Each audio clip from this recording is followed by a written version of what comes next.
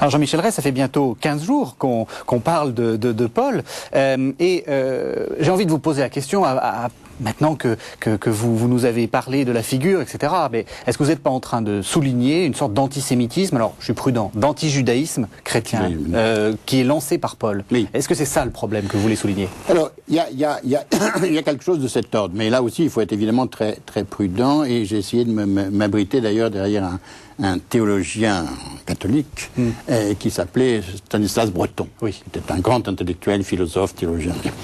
Ce qui m'a retenu là, alors encore une fois, il ne s'agit pas de charger Paul, c'est pas ça le propos.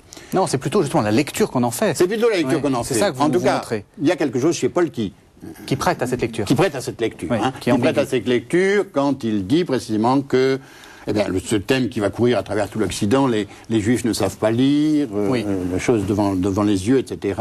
Bon. Par conséquent, réfléchir à ça, réfléchir au fond au fait que j'allais dire une idée simple, si on peut parler ainsi, une idée simple est comme destinée à se transmettre à grande rapidité, à se diffuser. Et par conséquent, réfléchir au fait que, en Paul, plus que chez les autres évangélistes, en Paul, on a trouvé quoi? On a trouvé, certains ont cru pouvoir trouver, et ont trouvé, effectivement, ont cru pouvoir trouver quelque chose qui a alimenté, parce que c'est un fait avéré, qui a alimenté un certain, en tout cas, anti-judaïsme chrétien. Oui. Je crois que là, les historiens et les théologiens sont tout à fait d'accord. Et même les papes successifs l'ont reconnu. Peut-être pas le dernier, mais ça c'est une autre affaire. Mais il y a en tout cas quelque chose, au fond, qui court à travers tout l'Occident et qui montre bien aussi nos ambiguïtés. Nos ambiguïtés. Ce fameux nous dont parle Nietzsche tout le temps, ce nous indéterminé qui peut embrasser toute l'histoire. Nos ambiguïtés, c'est quoi? Eh bien, c'est le fait que un texte, et un texte, encore une fois, disséqué, un texte réduit parfois à des expressions sommaires, mais qui sont réelles, un texte peut prêter à, j'allais dire, à surinterprétation, à être en tout cas interprété, fortement interprété, de manière à alimenter quoi? Alors, quelque chose qui va dans le sens l'affirmation d'une nouveauté, la nécessité d'une fondation, et en même temps, et c'est là où les problèmes commencent à se poser, cette fondation, elle a aussi comme effet de rejeter dans les ténèbres ce qui est avant.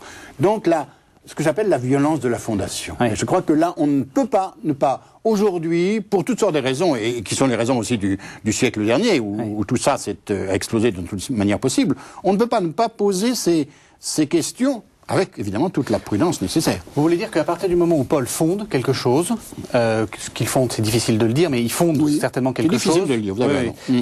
À partir de ce moment-là, forcément, il y a des vainqueurs et des vaincus. Il y a des vainqueurs et des vaincus, il y a une conception de l'histoire qui se met en place, il y a un rejet, mais je dirais aussi, il y a quelque chose peut-être de plus difficile à saisir, quelque chose qui serait comme un phénomène de hantise. À mon sens, le christianisme, c'est évidemment très difficile de parler comme ça, mais le christianisme est hanté, périodiquement, on pourrait dire, par le judaïsme, par ce qu'il précède, par ce dont il se sépare. Et que ce phénomène de hantise, quasiment de spectralité en quelque sorte, il est extrêmement difficile à analyser. Mais il est extrêmement puissant à mon sens. Vous voulez dire qu'il est hanté dans le sens... l'antijudaïsme est toujours là ?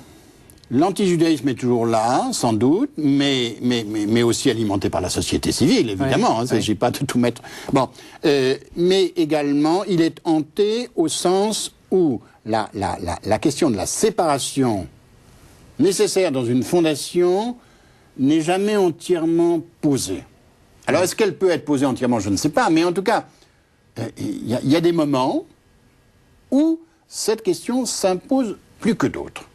Et je crois que l'article de Stanislas Breton auquel je fais référence, dans sa violence aussi, dans sa virulence, essaye de poser cette question-là, à titre hypothétique évidemment, mais comme une question au fond brûlante, et brûlante tout le temps. Merci Jean-Michel Ray.